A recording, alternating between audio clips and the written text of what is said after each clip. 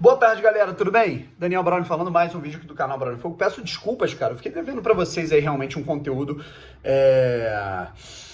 pelo menos na parte desta manhã, né? Acabou que eu não fiz, né, cara? Pô, vou aproveitar o fim de semana um pouquinho, né, cara? A gente tá sobrecarregado, tá trabalhando muito, né, cara? Pô, eu tenho trabalhado muito mesmo, muito, né?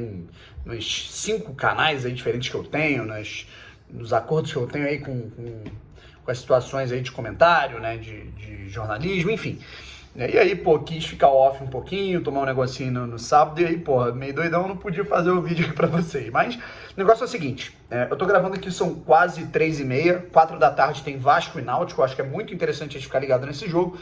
Esse jogo é muito importante pra gente poder avaliar algumas situações. Acho que uma vitória do Náutico reacende de vez as esperanças do torcedor, né, do clube pernambucano, para tentar aí vislumbrar com uma quarta vaga lá para as últimas rodadas, né? Uma vitória do Vasco consolidaria uma rodada quase perfeita para o torcedor do Vasco, né? Se parar para pensar, porque o torcedor do Vasco, né, o que ele tá vendo toda a concorrência dele perdendo, tropeçando, tirando o Avaí, né, cara? Tirando os três ali, os 3 primeiros, né? Botafogo, Avaí e Curitiba, que foram os 3 que ganharam e deram um salto. O Goiás empatou, o CRB tropeçou, o CSA perdeu, né, levou 4 do Operário lá em Alagoas, o Guarani perdeu por Confiança dentro de casa, então toda a galera ali que tá naquele bolo acabou perdendo, tropeçando, empatando, e aí isso é meio que um caminho, vamos dizer assim, para esse concorrente que é o Vasco também poder encostar, por exemplo, no CRB, né, que tem 50 pontos, o Vasco se ganhar chega a 49. Eu, Brownie, né, obviamente, Botafogo, né, cara, vejo que a gente deveria torcer ou para um empate ou para uma vitória do Náutico. Por quê? Porque são 2 fatores. Primeiro, que você freia um adversário, né, um concorrente, do mesmo estado, inclusive, né, que tá numa margem de empolgação muito grande. Tirando o jogo contra o Sampaio Corrêa, o Vasco foi lá e ganhou do líder Coritiba em casa, certo? E aí, se ganhar mais uma, o Vasco, encosta muito no G4, às vésperas de um jogo importantíssimo entre Botafogo e Vasco em São Januário, certo? O Botafogo tem aí mais 2 jogos, Goiás e Confiança, até pegar o Vasco dentro de São Januário. Esse jogo vai ser um fervo, de fato. E aí, eu diria que seria muito importante, né, o Náutico vencer, porque aí você coloca 2 equipes brigando de novo, né, se o Náutico ganhar, ultrapassa o Vasco no número de pontos, ou um empate, que você freia os 2, correto? Pelo menos é o que eu acho. Mas eu acho que enquanto eu estiver, né, quando tiver publicado esse vídeo aqui, o jogo entre Vasco e Náutico já vai ter começado, então não tem tanto sentido a gente falar tanto disso. Tem a situação do CSA, que também eu acho que o CSA, depois dessa derrota aí, ele vai dando adeus, né, a competição. E aí, cara, vamos lá. Eu quero falar um pouco sobre 2 situações. A primeira, que é muito legal, cara, é sobre visibilidade e imagem, né, do Botafogo. Botafogo encaminhando, né, o documentário feito pelo Antônio Bento Ferraz, né, cara, que já fez trabalhos, realizou trabalhos na Botafogo TV, né, e hoje ele tá fazendo um documentário sobre... quase que um documentário de um reality, vamos colocar assim, né, da galera filmando, né, os bastidores do Botafogo durante toda essa temporada de 2021, correto? Porra, cara, imagina que maneiro, a gente vai saber tudo, né, cara? Tipo, a gente vai ver entrevistas com pessoas envolvidas com o clube, a gente vai ver os bastidores, vamos dizer, de negociações, a gente vai ver bastidores aí de, vamos dizer, momentos ótimos, que é a arrancada do Anderson e exemplo, da derrota pro ABC na Copa do Brasil. A gente vai ter a noção disso tudo. Cara, isso é muito legal, né?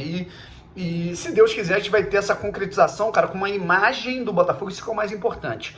Uma imagem de reconstrução, né? Mostra que você tem uma situação de mudança, né? Passa isso, pelo menos, pro público geral. E agora, cara, com essa parceria, ela é interessante porque essa série ela vai ser exibida no Globoplay, certo?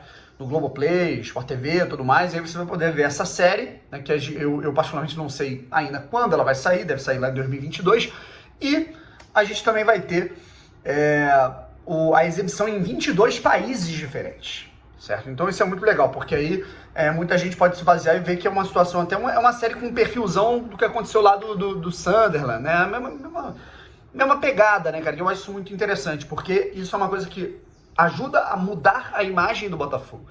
As pessoas se apegam àquilo que elas veem, que elas têm experiências. Lembra que a gente estava falando muito aí sobre essa situação dos salários atrasados, direito de imagem, a gente discutindo, pô, mas os jogadores exageraram porque a diretoria está fazendo isso, assim.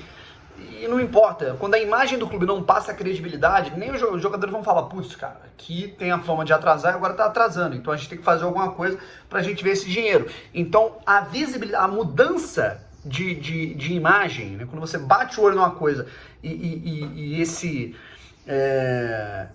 essa imagem muda, é muito importante, tá bom? Uma outra situação que eu quero falar aqui, né, é sobre Rafael Navarro, tá? Loucura, né, cara? O nome do Rafael Navarro, cara, mesmo que seja ele tá se destacando e tal, mas é na Série B, né? Mas ele tá tendo, o nome dele tá tendo uma notoriedade muito grande, né, cara? E isso, não sei se tem a ver realmente só com o futebol dele, mas tem a ver também com a visibilidade que ele tá ganhando numa dimensão furando a bolha do Botafogo. Eu converso assim com amigos meus, por exemplo, que tem páginas e perfis assim que eles falam do São Paulo, do Palmeiras, do Galo, do Internacional, e todos eles elogiam muito o Navarro. Falam, putz, cara, eu acho que o Navarro era um bom jogador para jogar aqui no São Paulo, era um bom jogador para jogar aqui no Inter.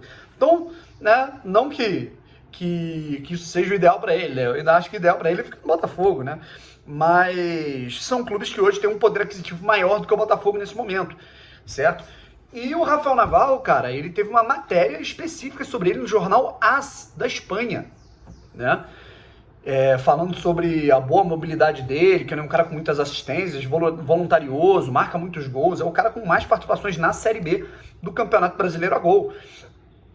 E isso foi notado por um jornal espanhol. Além da gente estar vendo aí, cara, pô, Navarro tem situação dele com os Estados Unidos, tem situação dele que foi para futebol até espanhol, né, Bélgica, clubes brasileiros, enfim.